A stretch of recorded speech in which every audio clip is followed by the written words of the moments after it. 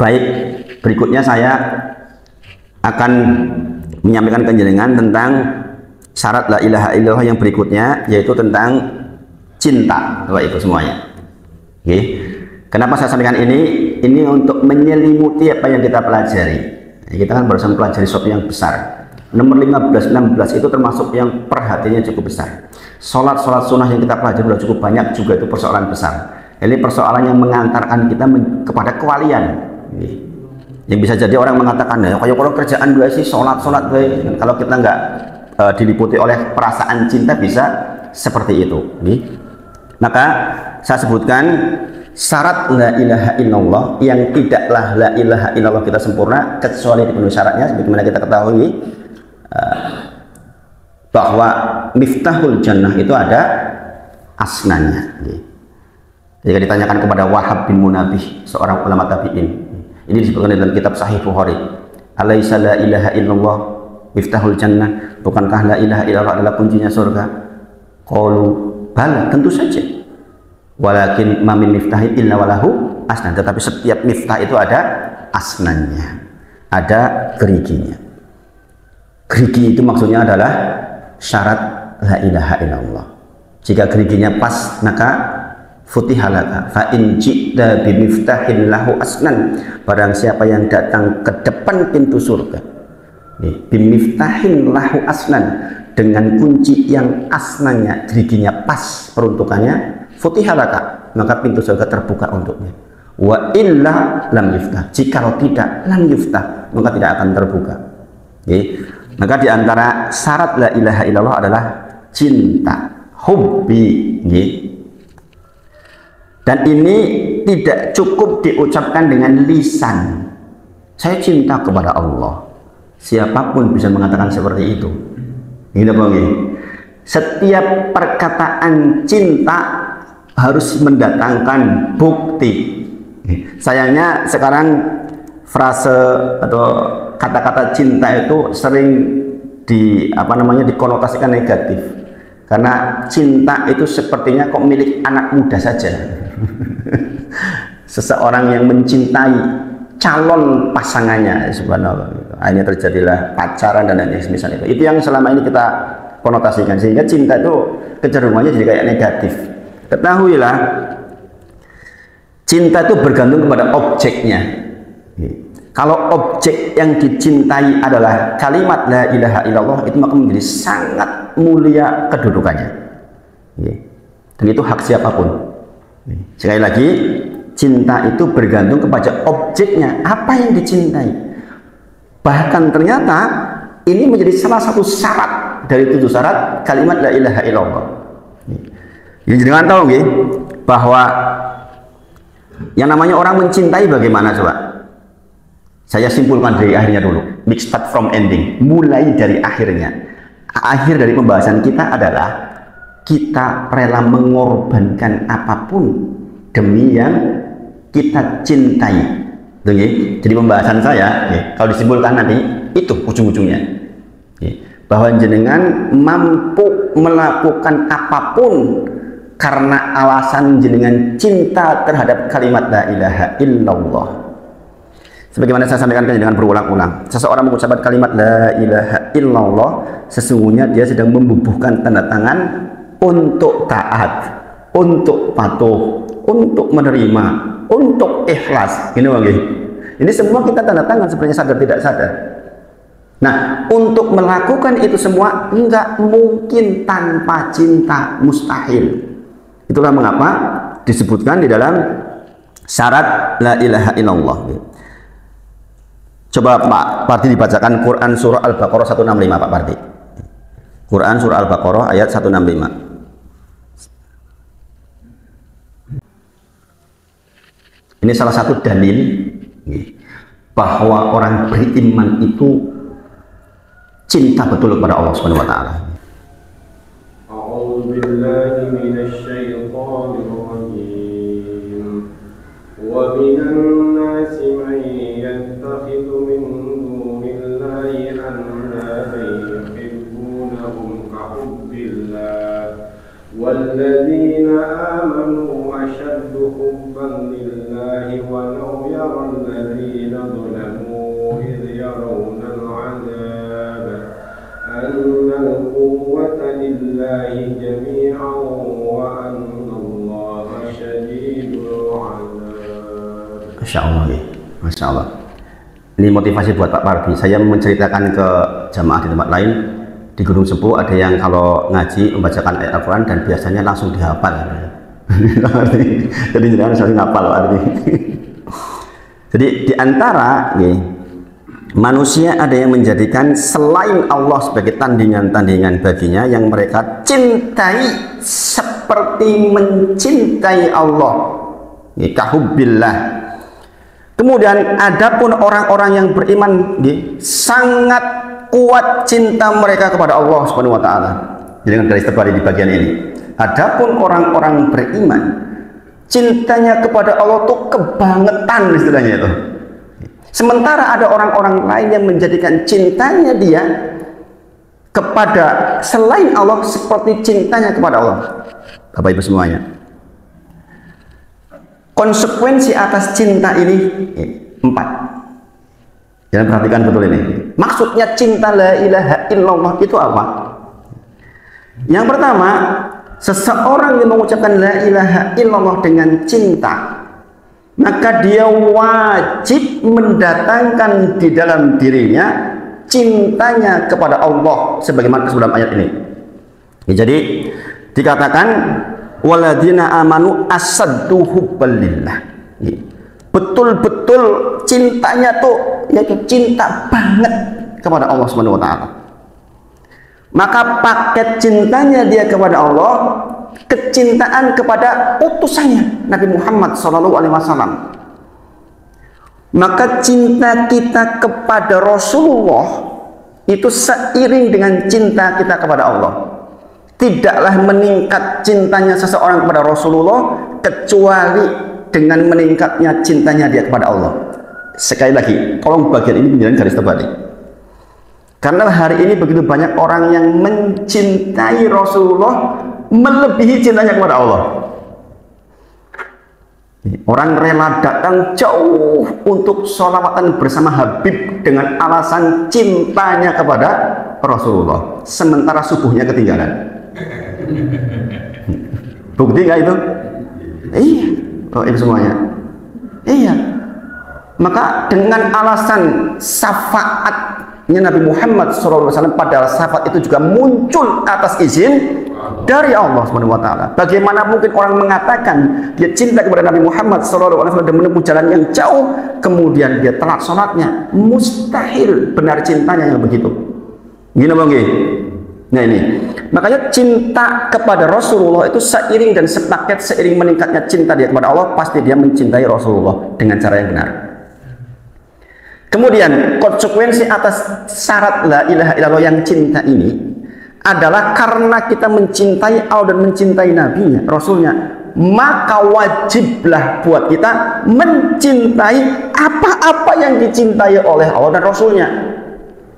Sampai di sini bisa dipahami ya, maksud cinta di dalam kalimat la ilaha illallah. Jadi dengan harus cinta kepada Allah, cinta kepada Nabi Muhammad SAW. Ini dalilnya banyak banget ini. Kemudian jenengan wajib mencintai segala sesuatu yang dicintai oleh Allah dan Rasulnya. Sampai ke sini udah nangkep betul? Belum? Bahwa pastilah kita menjadi orang bertakwa kalau kita punya cinta kepada la ilaha illallah. Karena kita hanya melakukan, hanya melihat segala sesuatu yang Allah dan Rasulnya cinta. Sementara yang Allah dan Rasulnya cinta pasti itu adalah kebenaran, mustahil kekeliruan. Siapa yang mengatakan apa yang dibawa oleh Nabi Muhammad SAW keliru, dia keluar dari Islam. Karena konsekuensi ucapan wa asyhadu anna Muhammadan Rasulullah adalah menerima perintahnya, menjauhi larangannya, dan dia taat. Termasuk diantaranya adalah kalimat kullu ummati yadkhulul jannah illa man aba. Seluruh umatku masuk surga kecuali yang nggak mau. Waman ya'ba ya Rasulullah, siapa yang nggak mau ya Rasulullah. Waman ata'ani, barang siapa yang taat padaku dakhalal jannah, masuk surga. Waman asoni, barang siapa yang menyelisihiku dakhalan nar, dia masuk neraka.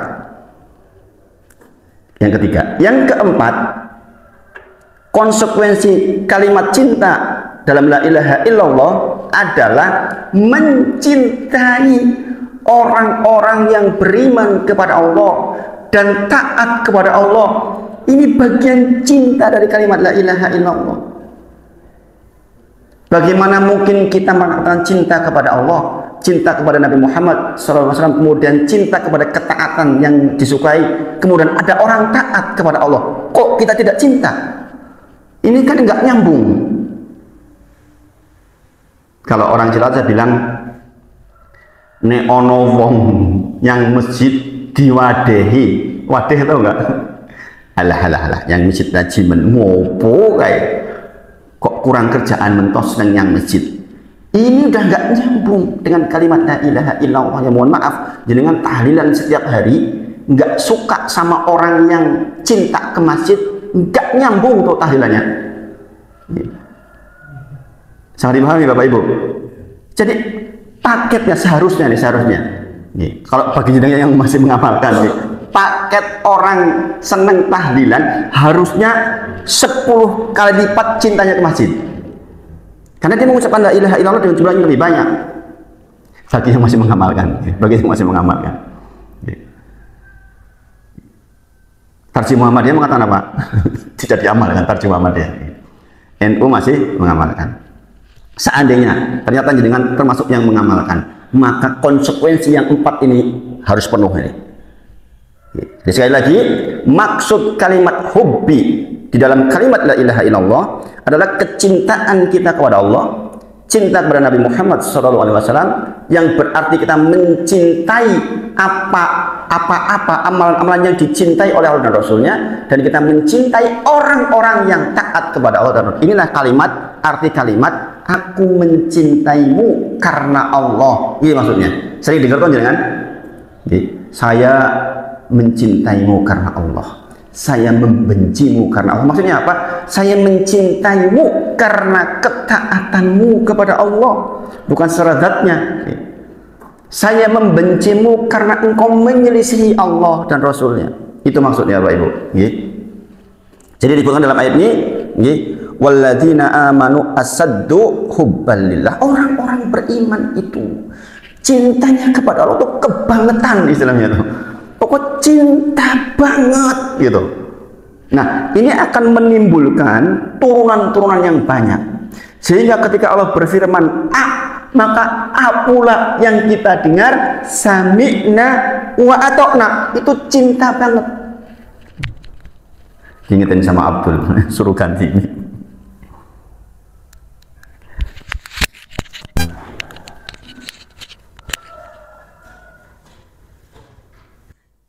Jadi bentuk bahwa dengan mencintai Allah, ketika Allah berfirmannya A, ya kita sami'na wa ata'na. Bukan seperti orang Yahudi. Dalam Quran surah Al-Baqarah dikatakan sami'na wa asoina. Itu orang Yahudi itu. Saya mendengar tapi saya nggak taat gitu. Kalau kita sami'na wa ata'na, itulah bentuk cinta yang sesungguhnya. Kon jilbaban, yuk jilbaban gitu maksudnya itu. Jangan disuruh jilbaban kemudian kita Allah, yuk ora sah lah ngopo. Dan ini seluruhnya, apapun yang Allah firmankan, kemudian tertera di dalam Al-Quran, Rasulullah sebutkan di dalam hadis, yang bentuknya perintah, maka sami'na wa ata'na. Yang bentuknya larangan, kita dengar, kemudian kita taati Rasul dengan meninggalkan larangan tersebut. Sekarang kita bertanya pada diri sendiri, sudahkah kita demikian? Mungkin masih agak-agak jauh nih. Karena gini Bapak Ibu, saya katakan masih agak jauh. Kalau orang Cilacap itu bilang, ya bahu, ya banda, nek perlu ya nyawa sisan gitu. Dulu kayak saya bilangnya gitu. Jadi implementasi cinta, hobi kepada Allah, ya bahu tenaga, bahu kan tenaga. Yo tenagunya kita keluarkan untuk mencapai cintanya Allah. Ya banda itu apa? Harta. Yo bondo.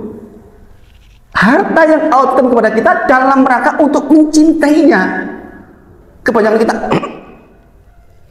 untuk dakwah, gitu, untuk dukung dakwah misalnya, kita masih lantas mana bentuk cinta kita? Nggak nyambung. Nek perlu nyawa gitu, ya. Apakah ini terjadi? Oh terjadi, Bapak Ibu semuanya. Ketika para sahabat datang ke Rasul mengeluhkan tentang beratnya syariat Islam, maka subhanallah, jadi bisa lihat secara ini hadis sahih ini. Beberapa sahabat datang ke Rasulullah mendiskusikan tentang perasaan disiksa. Sahabat Rasulullah ada yang disiksa, kemudian didiskreditkan. Orang menjalankan agama kadang-kadang didiskreditkan kan. Saya Bapak Ibu, saya merasakan. Bayangkan saya itu hijrah, itu meninggalkan banyak hal, dan di tengah-tengah keluarga dikatakan salahmu dewe, saiki susah toh kowe, ekonomimu susah toh saiki, salahmu dewe. Bayangin kayak gitu. Sehingga Bapak Ibu semuanya, saya termasuk orang yang tidak pernah mengeluh kebutuhan saya ke keluarga sedikit pun. Saya tertekan kebutuhan seperti apa, saya nggak pernah mau cerita ke keluarga besar. Kenapa? Yang saya dapat adalah salahmu dewe.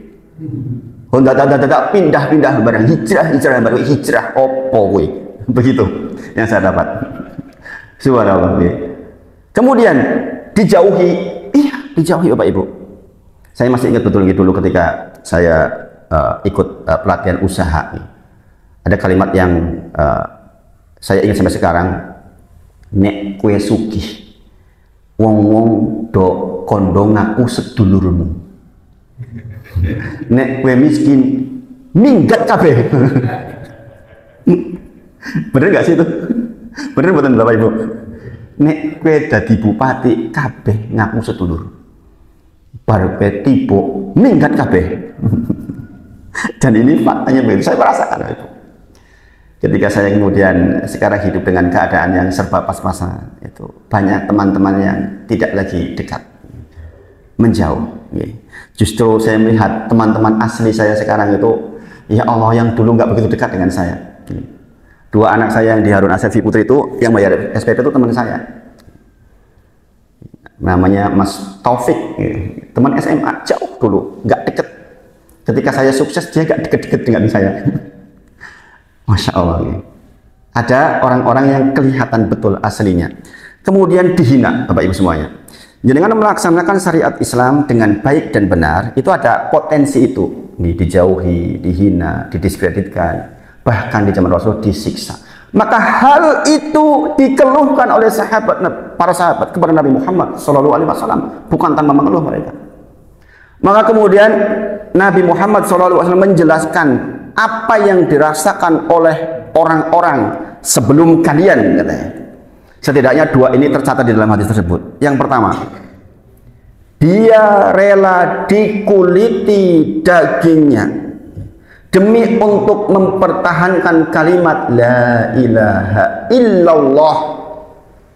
Ini sebagai pembanding. Orang kalau menemukan pembanding yang pas, itu menjadi ringan.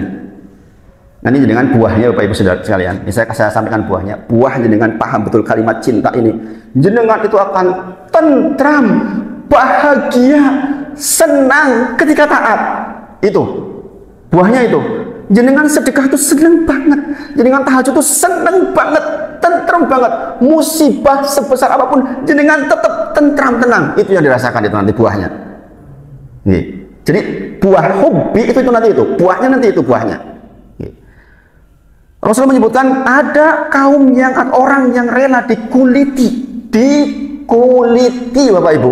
Jangan lihat ketika korban, dengan nguliti kambing dan sapi dalam kondisi apa itu dikuliti? Mati, dalam kondisi mati. Jangan tegel toh, sekarang jangan suruh nguliti itu kambing sama sapi dalam kondisi hidup, bukan jenengan yang dikuliti, jenengan melihat itu dikuliti. Tega nggak jenengan? Tega nggak jenengan? Sapi masih hidup dikuliti, tega nggak jenengan? Melihatnya sajalah sudah, nggak melakukan. Tega nggak jenengan? Nggak tega. Kejadian di zaman sebelum Nabi Muhammad SAW, orang demi mempertahankan kalimat la ilaha illallah dikuliti hidup. Bayangin Bapak Ibu. Makanya saya katakan pengorbanan kita, bentuk cinta kepada agama masih jauh dibanding teman-teman kita, orang-orang yang mendahului kita. Kita disuruh mendukung kegiatan masjid, kadang-kadang eman. Kita masukin kotak infak masih mikir yang berapa yang saya kuat, boro-boro yang 100.000 kadang-kadang. Subhanallah.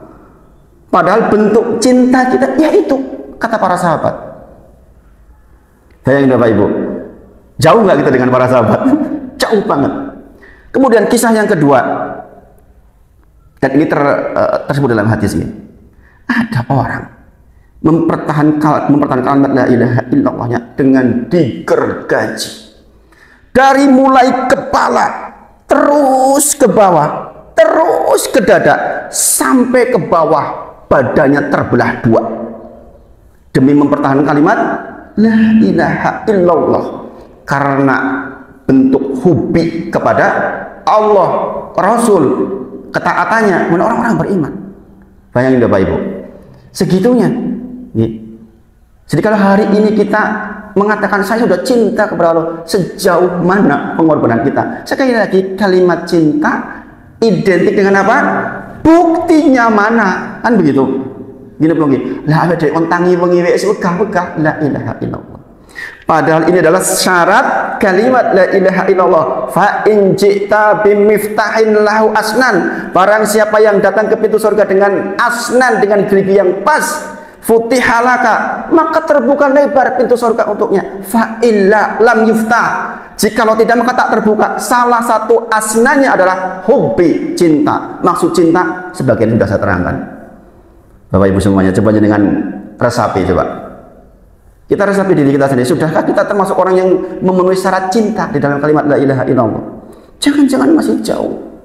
Bukan tidak mengeluh, maka Rasulullah sampaikan batasan ujian yang sedemikian. Makanya orang Cilacap bahasanya apa? Bahu, banda, nek perlu ya nyawa. Itu masuk banget itu. Kita tuh membuktikan cinta kita kepada Allah dengan tenaga kita, kesehatan kita gunakan untuk beribadah kepada Allah. Dengan harta kita, nggak eman-eman. Kata Rasulullah, tidak mungkin orang berkurang hartanya gara-gara sedekah. Mustahil, kata Rasulullah. Kita masih pakai logika kita, alah piye sak yuta kurang 500.000 kok kurang. Orang kurang kepiye? Matematikanya bodoh we. Matematika kita Bapak Ibu semuanya. Matematikanya Rasulullah selalu menyebutkan sedekah menambah harta panjenengan. Sering saya sampaikan ke panjenengan salah satu kisah orang dekat Pak Tovan Bulan, kenal baik orangnya sekarang karena beliau juga ikut ngaji di hari Jumat. Nih, salah seorang yang punya usaha. Beliau tuh sering Bapak Ibu semuanya nih. Ini saya membayangkan, ini kasus ke saya, padahal gurunya dia banyak. Hanya saya membayangkan kalau kasus ke saya saja begitu, bagaimana ke orang lain? Mungkin jauh lebih banyak. Kadang-kadang hari Jumat, Ustadz, saya nitip untuk jenengan di nggak sedikit 9 juta. Untuk operasi jenengan di 2 juta, sering begitu itu. Orang-orang sudah ngaji sampai 10 tahun tuh buahnya kayak gitu itu. Saya membayangkan itu ke saya, bagaimana ke guru-gurunya yang lain? Berkurangkah hartanya dia, makin berjaya. Jangan lihat usahanya luar biasa berkembang. Kebetulan yang buat seragam untuk karyawannya juga saya, batiknya itu. Berkurangkah? Enggak berkurang sama sekali. Jadi kan tahu ketika kemudian anaknya menikah, dia menerapkan sunnah. Dia undang seluruh orang tanpa menerima amplop sama sekali. Makanannya sangat mewah, sangat menghormati tamu, enak luar biasa. Orang ini, saya lihat, saya sempat nanya, berapa habisnya Pak Bu untuk seperti ini, sekian dan sekian. Bayangin Bapak Ibu semuanya. Jadi ada orang-orang yang seperti itu. Saya bayangkan, apalagi ke level ring satunya. Kalau ke orang lain seperti saya aja seperti itu, berarti ke saudara-saudara dekatnya sudah selesai semua. Makanya mereka kalau ketemuan terah itu kelihatan rukunnya luar biasa. Karena saya yakin orang-orang ini orang-orang yang sudah saling tolong di dalam ring satunya. Nggak ada keluarganya yang susah. Ini Bapak Ibu, ini bentuk cinta kepada Allah Subhanahu wa Ta'ala. Jadi dari dua gambaran tadi kita bisa merefleksi diri kita. Nek awake dhewe saiki diundang mangkat adan orang mangkat la ilaha illallah. Itu mereka itu rela digergaji demi mempertahankan kalimat la ilaha illallah. Lah kita ini bagaimana? Maka mulai ke depan jenengan sisihkan lebih banyak untuk betul-betul mengimplementasikan bentuk cinta kita kepada Allah Subhanahu wa taala. Kalau di Cilacap orang sering bilang, nek leboknya infak golek sing receh. Subhanallah. Metu sing jiko kok kertas meneh. Kok kertas meneh golek sing receh. Subhanallah. Recehan untuk cinta kepada Allah. Lantas kita ingin surganya Allah, la ilaha illallah. Padahal ini salah satu syarat kalimat la ilaha illallah. Jadi sekali lagi saya tanamkan jenengan ini dari kiai saya dulu waktu di kampung. Le bahumu, bandamu, pikiranmu, ada satu lagi, pikiranmu. Jadi kita tuh berpikir hanya untuk kemajuan umat, kemajuan agama. Jadi jangan mikir yang lain, Bapak Ibu. Apalagi sudah tua itu mikirin bagaimana jangan meninggalkan karya, bagaimana jangan mendukung dakwah, bagaimana jangan membuat umat menjadi cinta kepada Allah. Itu yang akan jenengan petik nanti. Jenengan kan sebentar lagi akan meninggal. Sering saya katakan nggak akan 20 tahun lagi Bapak Ibu. Sebagian nggak akan 10 tahun, sebagian nggak akan 5 tahun lagi. Oh iya Bapak Ibu, saya kemarin nyesek banget dada gara-gara apa? Teman deket banget 42 tahun meninggal. Saya ikut nyesek kenapa? Saya sering ngobrol sama beliau. Ini teman wali. Ini teman wali di sekolahan. Saya kalau jemput anak itu ngobrol sama beliau. Kenapa Bapak Ibu? Sehat, sugih orang ini. Sugih orangnya. Dia bersih-bersih rumah, kebetulan nggak pakai pelapis, kena pipisnya tikus, leptospirosis, pes. Sayangnya, subhanallah, ya memang udah ketakdir nih. Ini orang harusnya nggak usah pakai BPJS sebenarnya, langsung saja pakai yang umum, sehingga bisa ke Sarjito kemana. Dia pakai BPJS harus pakai apa? Rujukan-rujukan itu loh. Nah ini makanya bagian pemerintah ini hati-hati nih.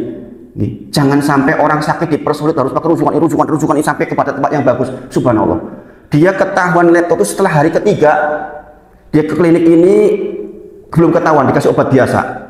Baru dapat rujukan ke PKU Bantul setelah 3 hari sudah menyebar ke seluruh badan. Kemarin meninggal hari Selasa. Subhanallah Bapak Ibu. Coba Suki 42 tahun.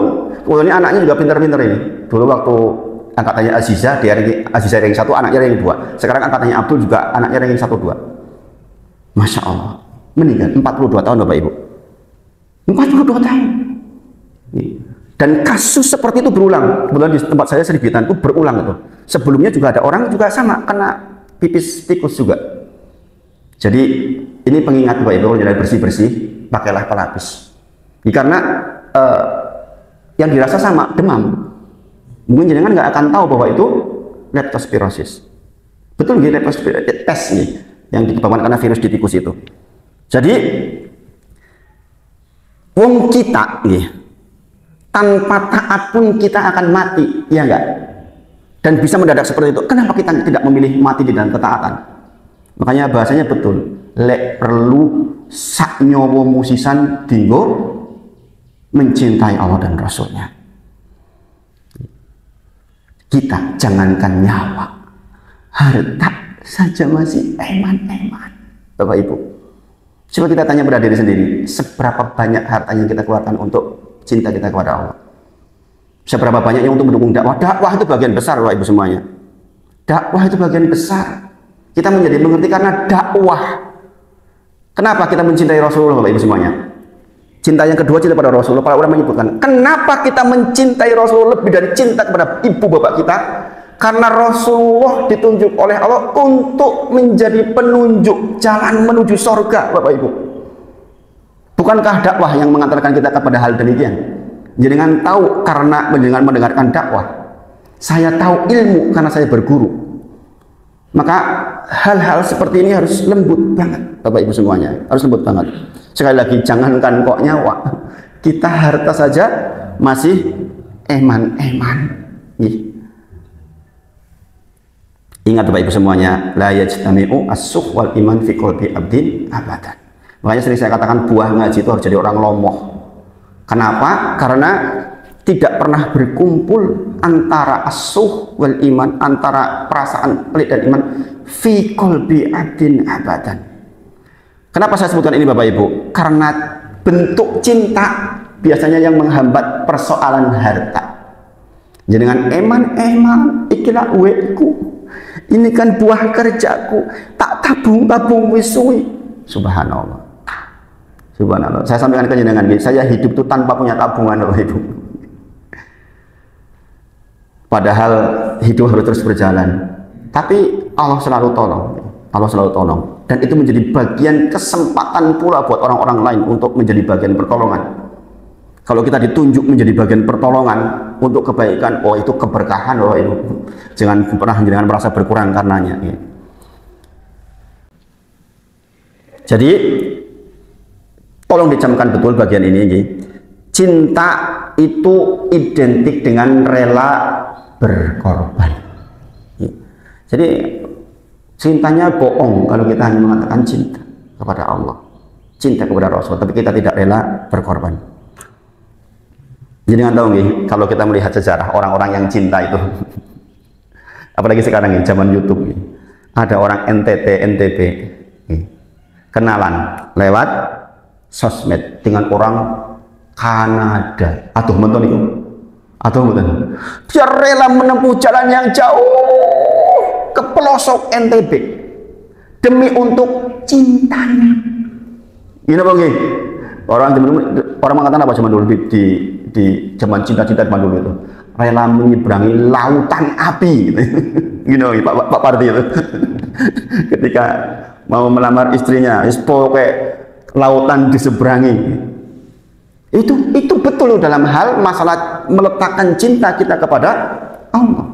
Kita rela menempuh jalan yang jauh, kita rela mengorbankan apa yang Allah titipkan kepada kita demi untuk menegakkan cinta kita kepada Allah Subhanahu wa taala. Mengapa mau? Karena cinta. Orang India datang ke Magelang sampai jebul tekan kono ditolak. Di medsos saya cinta gitu. Datang betul dari India ke Magelang, sampai ke situ ditolak.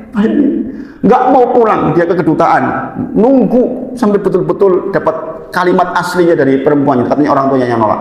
Betul nggak sih itu perempuannya nolak saya? Subhanallah. Dari India, miskin bukan orang kaya. Rela mengeluarkan tenaga, waktu. Jadi cinta itu dengan rela dengan mengorbankan seluruhnya, Bapak Ibu. Dengan seluruhnya. Makanya kalau ditanya, Bapak Ibu, jenengan sudah cinta kepada Allah belum? Cinta saya. Cinta saya. Mana buktinya? Kan begitu. Mana buktinya? Maka sekali lagi, ngaku cinta itu konsekuensinya berbukti. Ingat ini Bapak Ibu. Ini syarat apa? Syarat la ilaha illallah. Wajiblah kita mencintai Allah, mencintai Nabi Muhammad SAW, mencintai seluruh apa yang dicintai oleh Allah dan Rasulnya, kemudian mencintai orang-orang yang taat kepada Allah dan Rasulnya. Sekali ditanya, jadi udah cinta belum? Sudah. Mana bentuknya? Kan gitu. Mana bentuknya? Maka sekali lagi kita kembali ke surat Al-Baqarah 165, nanti dengan ingat-ingat dan dibaca tafsirnya. Tafsir Ibnu Katsir, tafsir Jalalain, tafsir Kemenak sekarang sudah tampil di web. Itu asli, nggak dirubah-rubah Bapak Ibu.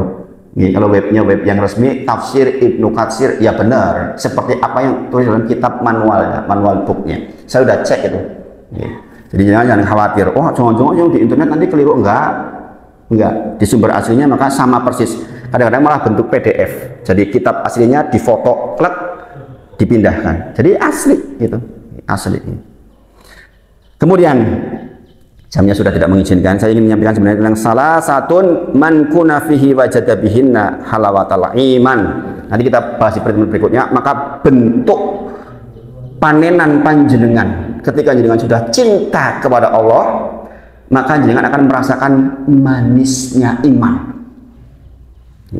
Dan itu disyarat dengan 3 hal. Maka jenengan untuk memupuk cinta kepada Allah, sifat yang 3 ini gak bisa terpisahkan dari jenengan. Dan itu disebutkan di dalam salah satu, ini dari Anas bin Malik radhiyallahu anhu, sabda Nabi Muhammad SAW, salah satu mangkuna fi wajada bihinna halawatun. Barang siapa yang punya sifat ini, maka dia akan merasakan manisnya iman. Itu mudah-mudahan bermanfaat dan mudah-mudahan menggugah kita semua untuk betul-betul apa yang sudah kita pelajari. Jangan cari tidak bisanya dulu. Sholat kalau nggak rakaat bisa dulu, jangan mengatakan tidak bisa dulu. Bisa dulu, maka Allah akan datangkan yang membuat jenengan jadi bisa. Sedekah besar bisa dulu, nanti Allah akan ciptakan buat panjenengan suasana supaya panjenengan bisa. Demikian, mudah-mudahan bermanfaat. Mohon maaf jika ada hal yang kurang pas di hati. Insya Allah kita mudah-mudahan masih diberi umur dalam waktu beberapa ke depan dan kita bisa manfaatkan umur kita dengan baik. Tutup kafaratul majelis. Subhanakallahumma wa bihamdika asyhadu an la ilaha illa anta astaghfiruka wa atubu ilaik. Wa akhiru da'wana alhamdulillahirabbil alamin. Assalamualaikum warahmatullahi wabarakatuh.